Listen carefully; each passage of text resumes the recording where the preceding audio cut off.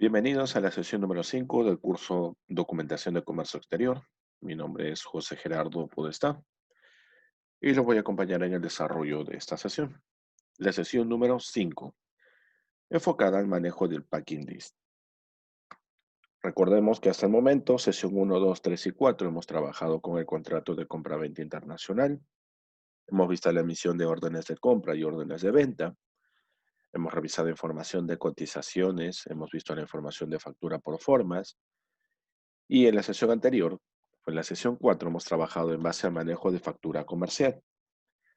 Ahora vamos a conocer un poco más sobre el manejo del packing list. En primer lugar, punto a tener en cuenta, si bien es cierto, cuando hemos trabajado en el manejo de factura comercial, hemos hecho mención a la descripción de la mercancía, ¿ok? Hemos hecho mención a la descripción de la mercancía, recordemos algunos ejemplos vistos la sesión anterior. Habíamos visto la factura física que contenía descripción de cajas de uva Red Glove y habíamos visto una factura electrónica en la cual encontrábamos la descripción de prendas de vestir, tanto pantalones como shorts. En la revisión de esa factura, nosotros ya teníamos un alcance sobre la descripción de la mercancía, pero en términos aún bastante generales, ¿ok? Todavía no era una descripción específica, puntual y detallada, porque ese tipo de información no se podía consignar de manera tan extensa en la factura comercial.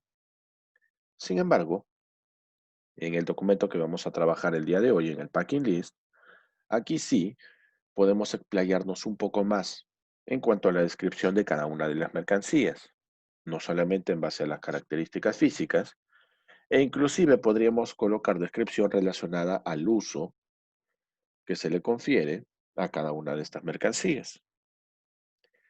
El packing list es denominado lista de empaque, ¿ok? O la lista de contenido de mercancía que se encuentra vinculada a una factura. Es decir, cada vez que nosotros veamos una factura, es porque esa factura cuenta con un packing list. ¿Ok, profesor? ¿Pero por qué hace mención a ello? Hago mención a ello porque, por ejemplo, cuando realizas un proceso de exportación, ¿ok? Y tienes un cliente en el mercado internacional y te pide que realices una exportación de dos mercancías completamente diferentes, te piden cantidades distintas de dos mercancías diferentes en su totalidad, partidas arancelarias distintas. Lo primero que podríamos pensar es que el proveedor, que somos nosotros, vamos a entregar una sola factura, donde va a aparecer descrito los dos tipos de mercancía, cada una con su propia partida arancelaria, y esa información irá en un solo packing list. Pero en algunos casos, el cliente o consignatario, el importador, nos pide que emitamos dos facturas, ¿ok? Dos facturas. Y en cada una de esas facturas se consigne un solo tipo de mercancía, es decir, mercancía de una sola partida arancelaria. ¿Esto con qué intención? Como estamos trabajando dos facturas, y las facturas en este caso representan formas y medios de pago, quiere decir que tanto como consignante como consignatario en el proceso de entablar las rondas de negociación han definido que la forma y medio de pago va a ser distinta para cada tipo de mercancía. Por eso es que existen dos facturas, cada una de ellas para una partida arancelaria. En total son dos tipos de mercancía completamente distintas, pero cada una de ellas será en su propia factura. ¿Qué quiere decir esto? Que cada factura tendrá su propia forma y medio de pago. Sin embargo, cada una de esas facturas tendrá su propio packing list. ¿Ok? Cada factura tendrá su propio packing list o lista de empaque. Por el contrario, si el cliente nos hubiera dicho, ¿sabe qué, proveedor? Necesito que me envíe una sola factura con la descripción completa de toda la mercancía. Nosotros en esa única factura hubiéramos colocado una sola forma y medio de pago, que es la que se negoció, y habríamos consignado los dos tipos de mercancía completamente diferentes, las dos partidas arancelarias distintas. La diferencia es que ahora solamente hubiera utilizado un packing list, porque acuérdate que el packing list está vinculado a la factura comercial. ¿Qué quiere decir esto? Habrá tantos packing lists como facturas comerciales. ¿Ok? ¿Y por qué habrá más de una factura comercial? Porque cada factura comercial maneja su propia forma y medio de pago. El packing list es un documento entonces complementario o anexo a la factura, donde va a ir consignada información relacionada a la descripción completa de la mercancía, una descripción mucho más puntual de la que nosotros encontrábamos en la factura. Aquí vamos a colocar descripción quizás mucho más orientada a las características físicas, en base a empaque, embalaje, descripción física de la mercancía, o en base a las características del uso o función que cumple la mercancía. ¿Por qué es útil manejar un packing list si ya tenemos la información de la factura comercial? Porque recuerda que la factura es un documento demasiado sensible, no puede ocurrir absolutamente nada con esa factura, tienes que cuidarla, ¿ok? Esa factura prácticamente, si no hay un contrato de compra-venta internacional, orden de compra u orden de venta, es el único documento que hasta el momento certifica que hay un vínculo comercial, hay un consignante y un consignatario. Para evitar el exceso de manipulación de esa factura es que se trabaja con el packing list para todos los procedimientos de despacho, manipulación, estiva, desestiva, ¿ok? Se trabaja con el packing list. Ya veremos más adelante, también aparece toda esta información trasladada en otro documento más que es el manifiesto de carga. Pero de momento, como estamos avanzando poco a poco, vamos a hablar del packing list. ¿Por qué es importante y para qué me sería útil? Como importador, si yo fuera el que está realizando la compra, puedo ubicar la mercancía o el ítem específico en el bulto señalado. ¿Por qué? Porque en el packing list me dicen la mercancía tal, tal y tal se encuentra en el embalaje rotulado de tal forma, con código número tanto, en la paleta número 2. Es decir, me permite ubicar de manera muchísimo más rápida mi mercancía en un bulto indicado, en un bulto señalado, en un bulto con un rotulado que yo pueda identificar de manera veloz. El packing list también permite una adecuada estiva, es decir, permite un correcto manejo de consolidación de carga cuando se realiza una exportación. El packing list tiene información relacionada también al peso, de modo tal que si yo voy a apilar mercancía sobre una paleta, en el packing list tengo información relacionada a cuál es el peso de cada uno de esos bultos, cuál es el peso de cada embalaje, y ya sé cuáles deberían ir en la parte inferior y cuáles en la parte superior, para realizar un correcto proceso de paletizado. También es importante para consolidar carga marítima, ¿no? Un LCL, por ejemplo, un contenedor consolidado, un contenedor que vaya a tener mercancía de más de un consignatario en su interior. El packing list me permite diferenciar de toda la mercancía que se encuentra en el contenedor, cuál es la que corresponde a cada consignatario. Este packing list también sirve para realizar una facilitación directa en el proceso de inspección por parte del vista de aduana. Al momento en que, por ejemplo, sufres la asignación de un canal rojo como canal de control, se tiene que realizar un aforo físico, se tiene que abrir el contenedor y contrastar la información física con la documentaria. El packing list es uno de los documentos que me va a servir para identificar y corroborar que realmente el contenedor traiga consigo la mercancía que se ha descrito en esta lista de empaque. Facilita en general todo tipo de labor dentro de los almacenes, tanto del consignante como del consignatario. ¿Ok? Es como si me sirviera para realizar una corroboración de mercancía que sale del local del exportador y mercancía que ingresa al local del importador. Recuerda que la descripción del contenido de cada una de las mercancías, de cada uno de los bultos, de cada uno de los embalajes, tiene que ir de la forma más clara posible. ¿Ok? Recuerda que en la factura ya teníamos un alcance sobre esa descripción. Bueno, acá puedes hacer una descripción con mucho mayor detalle. Una vez que se presenta el packing list, asociado o afiliado a una factura comercial, ese packing list ya no puede sufrir modificaciones. Una vez que lo has presentado, ya no puede ser modificado por el exportador o por la persona que está declarando la exportación, el agente de aduana, ¿no? La única persona que podría modificar tu packing list, ya no tú como exportador o como consignante, vendría a ser la aduana, la administración aduanera. ¿Y esto por qué? Porque podría solicitarte la rectificación o modificación del packing list en base a lo que ha podido encontrar en el aforo físico, previo a tu despacho, mientras la mercancía se encontraba en el almacén temporal.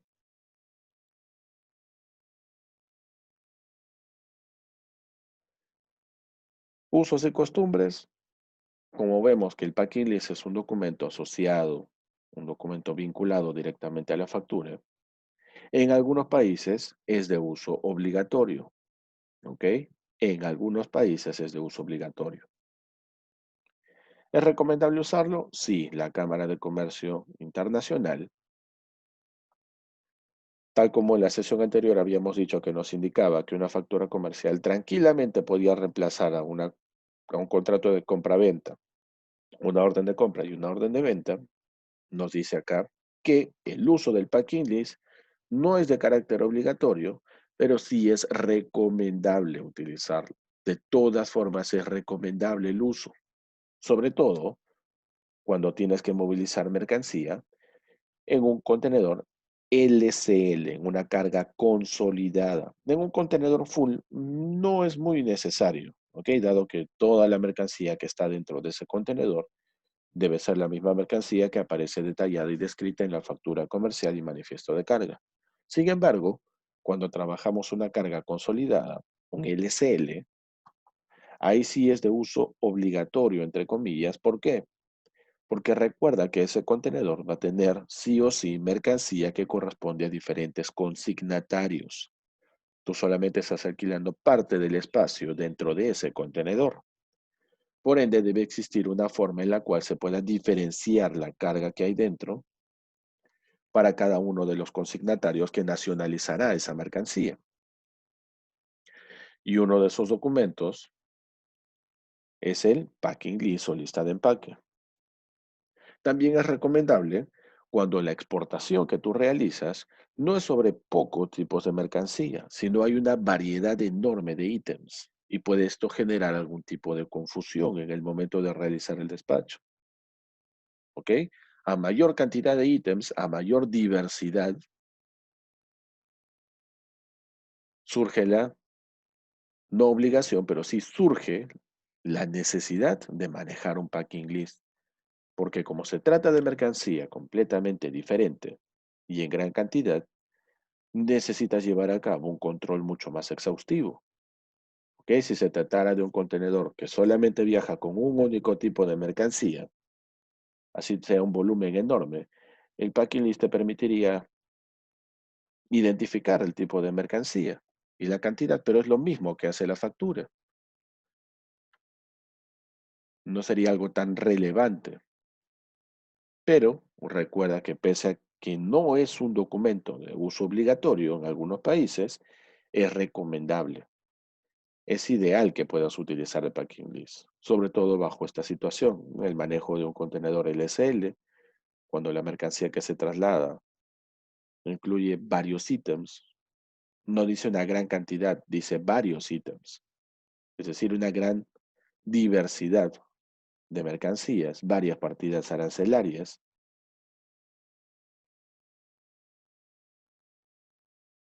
Aspectos logísticos, dentro de esa descripción debemos detallar los pesos de cada bulto, ¿ok? Los pesos de cada uno de los bultos, de cada embalaje, de cada paleta. Debemos marcar cada bulto con pictogramas, ISOs, de ser necesario, indicando cuál es el tratamiento idóneo para cada tipo de mercancía, para cada tipo de bulto, para cada paleta. Indicar también el plan de estiva en caso que se requiera, es decir, si se trata de una mercancía con alguna característica en particular que requiera de un tratamiento muy especial. carga frágil, carga peligrosa. Debemos colocar en la situación en la cual nuestra mercancía sea considerada mercancía peligrosa, instrucciones para el manejo o para la manipulación de esa mercancía. Nosotros, en base a la información que nos brinda la Autoridad Portuaria Nacional, en el país hemos podido identificar que hay 9 tipos de clase o de carga peligrosa. Cada tipo de carga peligrosa tiene subclases y cada una de estas va acompañada de un documento llamado Dangerous Good, ¿ok? O correcto manejo de carga peligrosa, donde ahí aparecen las instrucciones para cada tipo de mercancía dentro de esas 9 clases. Y ese documento tiene que ir de la mano con el packing list y con la factura comercial para asegurar un correcto proceso de manipulación estiva o desestiva. Una vez listo el packing list, debemos asegurarnos de que, número uno, que en la lista de empaque figuren el número y la fecha de la factura a la que se refiere, porque acuérdate que el packing list está vinculado a una factura. Por ende, en la descripción del packing list yo debo hacer mención a la factura a la cual describe esa información. Mi lista de empaque entonces debe configurar sí o sí la vinculación o registro directo a una factura, como por medio del número y la fecha en la que se emite la factura. Número 2, la numeración de los bultos para facilitar que un inventario veloz. La descripción de cada partida tiene que ser súper detallada, ¿ok? Súper detallada. ¿Por qué? Acuérdate que el Arancel Nacional de Aduanas con el que trabajamos, la versión 2017, que es la última versión oficial, nos da la posibilidad de clasificar mercancías no solamente en base a sus características físicas, sino a su uso. ¿A qué me refiero? En el Arancel Nacional de Aduanas, en la versión oficial actualizada del 2017, si nosotros buscamos la descripción de una mercancía y la partida arancelaria en base a las características físicas, tendremos que buscar entre capítulo 1 y el capítulo 83. Sin embargo, si yo voy a clasificar la mercancía por el uso o la función que cumple, debería realizar la búsqueda entre las partidas de los capítulos 84 al 80, perdón, del 84 hasta el 97. ¿Ok? ¿Eso debo tenerlo en cuenta? Sí. ¿Para qué? Para la descripción de la mercancía. Y para que se establezca una correcta vinculación entre mercancía, descripción y partida arancelaria. Nuevamente, recuerda nuestro arancel nacional de aduanas.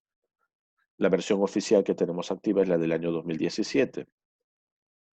Todas las mercancías que se clasifican en base a su descripción física o características físicas, el aspecto externo,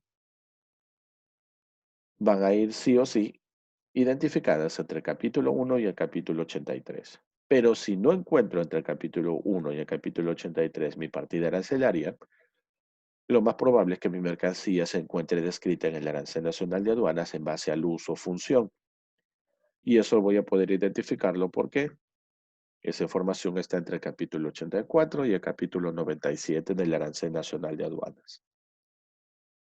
¿Por qué no incluye el capítulo 98? Porque el capítulo 98 está orientado para un tratamiento especial de mercancías. No clasifica mercancías en base a características físicas, uso o función, sino en base al tratamiento especial. ¿Qué más debo de tomar en cuenta para verificar realmente si he llenado o no de manera correcta mi packing list o lista de empaque? Que se hayan descrito también las dimensiones de cada bulto, el peso individual de cada bulto, no el peso bruto, que se haya descrito el tipo de embalaje utilizado para identificar cada una de las cajas, marcas, números que me indiquen detalles sobre qué,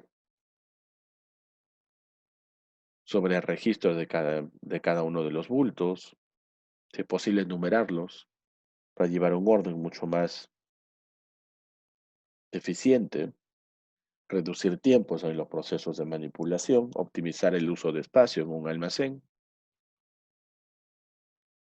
Aquí tenemos los detalles que contiene la lista de empaque, el número de factura comercial en la que está vinculado el packing list, lugar y fecha en la que se emite ese packing list, los datos y dirección del exportador, la cantidad de bultos, el contenido de cada bulto, las dimensiones de cada bulto, el peso de cada bulto, el peso bruto, la descripción del embalaje, de ser necesario, marcas y números que lleva cada uno de los bultos, numeración, pictogramas, indicaciones especiales, cantidad total de todos los bultos, el peso neto, el peso bruto total de toda la carga, la firma y sello del exportador, para dar fe de que la información es correcta y que es la misma que aparece en la factura. Este documento se puede llenar al igual que la factura de manera física como de manera electrónica. Acá tenemos el packing list electrónico. Mira la información que lleva de por medio. En primer lugar, el encabezado dice lista de empaque o packing list. Con esto, suficiente para que puedas identificar al documento tanto de manera física como electrónica. Tenemos los datos del consignatario o exportador, perdón, los datos del consignante o exportador, los datos del consignatario o importador. ¿Ok? Del lado izquierdo del packing list tengo los datos del exportador o consignante y los datos del consignatario o importador. Pero tengo otro dato adicional, aparte de exportador e importador, consignante, consignatario, también tengo los datos de a quién se debe notificar. Y acá hay un punto importante. Generalmente el exportador, en teoría, debería de notificar al mismo importador. Pero sucede que en algunos casos el importador designa, ¿ok? Designa a un contacto que va a ser la persona que va a llevar de por medio el proceso de importación o nacionalización de la carga. Por ende, existe la posibilidad que en ese packing list yo describa tanto al consignatario, la persona con la que hice o establecí las rondas de negociación y firmé el contrato de compraventa internacional o a la que le emití la factura, como es posible que también se puedan consignar los datos de a quién se debe de notificar, que a qué área de la empresa, a qué persona responsable, a qué contacto dentro de la organización. Si yo tuviera el dato de a quién debo notificar, todo el proceso de despacho debo trabajarlo directamente con esta persona, ya no directamente con la empresa en general. Pero si la empresa no me indica a quién debo de realizar la notificación de la exportación, de cada uno de los pasos, procedimientos, quiere decir que directamente voy a tener que comunicarme con la misma empresa. Tendré que copiar y pegar la información del consignatario en notificar. Otro punto importante del packing list es que tiene la fecha en la que se emite, el número de factura o invoice al que está asociado. Registra en algunos casos también el número de conocimiento de embarque, el BL, el IWRB, la carta aporte. De no tener de momento ese conocimiento de embarque, no hay problema, puedo ir consignando el número del booking, de la reserva de espacio, el puerto de origen, el puerto de destino, la descripción de las mercancías, como te dije, la descripción lo más detallado posible. Acá, por ejemplo, nos dicen que es una máquina despedregadora, distoner, saca piedras, para molino de arroz, marca Buibango, serio código SDA 50A. Y dice más, o sea que viene con un motor adicional 2 HP. Esta es la descripción de la forma más detallada posible. Número de ítems, hay uno. Este es el número de orden. ¿Ok? Número de orden, uno. Si hubieran dos tipos de mercancía, uno y abajo diría dos. Este es el ítem uno. Descripción, máquina despedregadora, distona, sacapiedras para molino de arroz, bulbango, SDA-50A, más motor de 2 HP.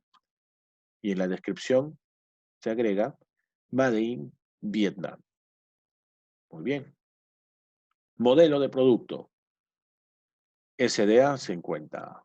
Cantidad, Como viene la máquina y viene también un motor, se asume que la cantidad es uno. ¿Pero uno qué? ¿Una máquina? No. Es la máquina y un motor adicional. Un kit. El bulto es un kit. Packagings, uno solo, una única caja. Las dimensiones, largo por ancho por alto. Peso bruto, en kilogramos, puede ser en toneladas si vas a trasladar la mercancía vía marítima. Y finalmente la descripción del total. Total es un kit que va en un solo packaging con un peso bruto de 670 kilogramos. Destino final, Callao, Perú. Este sería el packing list asociado a la factura número 8038, con fecha de emisión 3 de diciembre del 2015. Información que se puede contrastar tanto en la factura como en el conocimiento de embarque del BL y el número del BL. Y para cualquier indicación sobre el tratamiento de la mercancía en el proceso de exportación, contactará este contacto a notificar. Y si no hay contacto a notificar, al mismo consignatario con esta información. Ese es el manejo del packing list. Acá tenemos el formato en blanco del packing list donde se establece justamente la orientación para llenar cada una de estas casillas. Esto ha sido todo en la sesión programada para el día de hoy en el manejo de packing list, sesión número 5. Nos vemos en la sesión número 6.